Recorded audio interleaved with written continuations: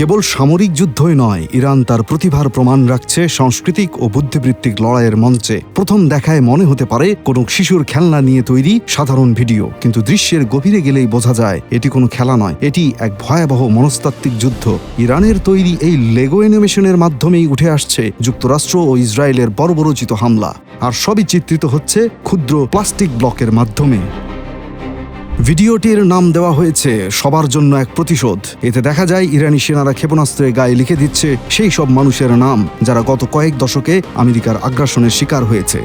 1988 সালে ধ্বংস হওয়া ইরানি যাত্রীবাহী বিমান কিংবা গাজায় প্রাণ হারানো র্যাচেল কোরি কেউই বাদ পড়েনি এই তালিকা থেকে। ভিডিওটির শেষে দেখা যায় মার্কিন প্রেসিডেন্ট ডোনাল্ড ট্রাম্প এবং ইসরায়েলি প্রধানমন্ত্রী নেতানিয়াহুর বিশাল মূর্তি ধূলিসাৎ হয়ে যাচ্ছে। ট্রাম্পের সেই পরিচিত সংলাপ লুজার শব্দ নিয়েই তাকে বিদ্রূপ করছেন নির্মাতারা। এই চাঞ্চল্যকর ভিডিওগুলোর নেপথ্যে কোনো বড় স্টুডিও নেই, আছে মাত্র 10 জন তরুণ। 19 থেকে 25 বছর বয়সী এই তরুণেরা তেহরানের এক কোণে বসে পশ্চিমা মিডিয়ার দশকের পর দশক ধরে তৈরি করা প্রপাগান্ডাকে চ্যালেঞ্জ জানাচ্ছে। কেন লেগো অ্যানিমেশন? বিশ্লেষকরা বলছেন লেগো সারা বিশ্বের শিশুদের কাছে অতি পরিচিত এক নাম।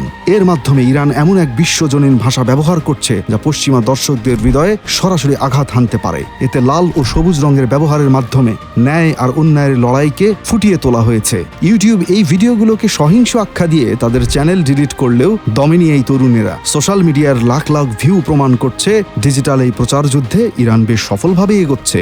বিশেষজ্ঞরা মনে করেন ইরান জানে সামরিক শক্তির চেয়ে তথ্য বা ন্যারেটিভের যুদ্ধ অনেক বেশি শক্তিশালী। যুদ্ধ এখন আর শুধু রণক্ষেত্রেই সীমাবদ্ধ নেই, তা এখন আমাদের হাতের স্মার্টফোনের স্ক্রিনেও। সামরিক লড়াইয়ের সাফল্যের পর তেহরান শুরু করেছে এক সাংস্কৃতিক যুদ্ধ, আর তার মাধ্যমে যুক্তরাষ্ট্রের নাগরিকের পাশাপাশি তারা প্রভাবিত করছে পৃথিবীর অগণিত মানুষকে। খেলনা ব্লকের এই ভিডিও যুদ্ধই কি তবে পাল্টে দেবে আগামীর ভূরাজনীতি? প্রশ্ন এখন বিশ্বজুড়ে। আরিফিন আল ইমরান, RTNN।